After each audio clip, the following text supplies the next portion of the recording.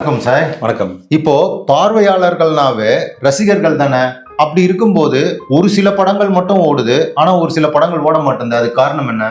அது நீங்க அதோட இருக்கக்கூடிய ஒரு உளவியலை நீங்க தெரிஞ்சுக்கணும். நமக்கு சேட்டலைட் டெலிவிஷனோ இல்ல ஓடிடியோ வர்றதுக்கு முன்னாடி பொழுதுபோக்குன்றது பெருசா இல்ல. பெரிய பெரிய மால்ஸ்களோ பெரிய பெரிய கேளிக்கை இடங்களோ இல்ல. ஆமா, அதெல்லாம் பின்னாடி வந்தது. அதனால பார்வையாளர்கள்னா ரசிகர்கள் தான் அப்படின்ற ஒரு தப்பான ஒரு மனப்போக்குல ஆரம்பத்துல இருந்தோம்.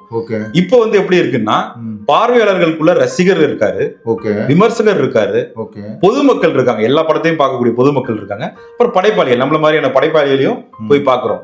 அதனால பார்வையாளர்கள்னா ரசிகர்கள்னு அர்த்தம் இல்ல.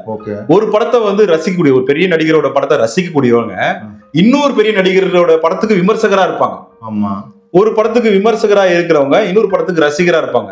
ஆனா பொதுமக்களாவே தான் படம் பார்ப்பாங்க.